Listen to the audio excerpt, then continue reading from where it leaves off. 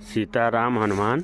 आज मैं एक स्पेशल चीज़ आपको बताने वाला हूँ। गुरु शिष्य परंपरा के तहत ये नियम है कि आपको एक संदेह रहता है कि आपका आज का दिन कैसे बीतेगा।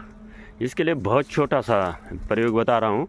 मेरे श्रद्धेय गुरुदेव गोपाल राजू जी ने मुझे ये बताया था और ये बिल्कुल इसका जो रिज़ल्ट है बहुत सही है। इसमें आपको करना क्या है कि जब आप उठें तो आप जो है प्रातःकाल स्नान ध्यान करिए। आप प्रातःकाल स्नान ध्यान करिए और आपको कुछ तब तक कुछ नहीं खाना है, बासी मुँह। प्रातःकाल आप उठेंगे, स्नान और ध्यान करेंगे और तब तक आपको चाय वगैरह भी नहीं पीनी है। तो बासी मुँह आप क्या करें कि किसी कागज़ पर एक से लेकर 108 के बीच कोई भी संख्या सोच लें या कागज़ पर लिख दें। आप 1 से 108 के बीच मतलब रैंडमली लिखना है, आपको अक्षरमात्र लिखना है जो आपके मन में आए, है ना। और वो आपने उसमें डाउट नहीं होना चाहिए, आपको संख्याओं में वो मन में लिख दीजिए। अब उसमें आप फिर जो आपने लिखी है उसमें आप 35 जोड़ दीजिए।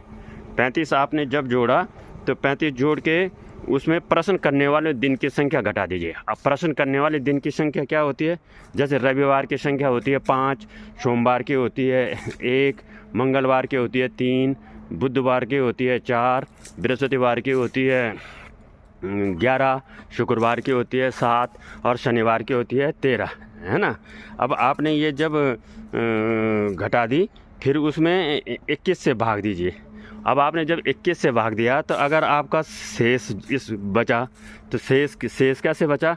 माना बात आपका एक शेष बचा तो इसका अर्थ होगा कि किसी अच्छे आदमी का दर्शन पाकर लाभ होगा। 2 आपका शेष बचा तो अनेक प्रकार के विचार उठेंगे पर आपका उस दिन का कार्य पूर्ण होगा। 3 अगर शेष बचा तो दिन अच्छा बीतेगा। 4 अगर शेष बचा तो आज का दिन चिंता और व्यथा से गुजरेगा। 5 अगर शेष बचा तो दौड़ धूप ज़्यादा करनी पड़ेगी पर फिर भी आपको लाभ होगा। 6 बचा तो सुख और प्रसन्नता के साथ दिन बीतेगा। 7 अगर आपका बचा तो 7 में कोई गुप्त चिंता सताएगी और नुकसान होगा। अब 8 बचा तो आज दिन भर आप चिंतित रहेंगे, रात को नींद नहीं आएगी।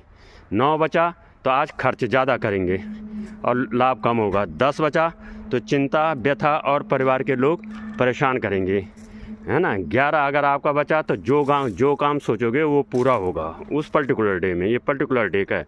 12 बचा तो काम जो है आपका सफल होगा। 13 अगर आपका शेष बचा तो झगड़ा झंझट और चिंता युक्त तो दिन गुजरेगा।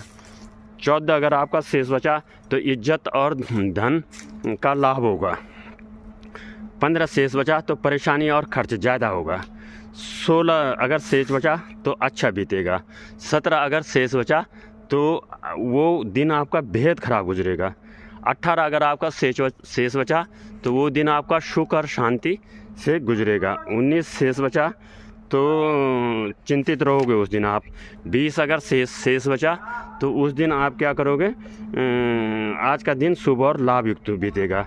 21 अगर आपका शेष बचा या शून्य शेष बचता है ना, तो उस दिन आपको पैसे की चिंता सताएगी।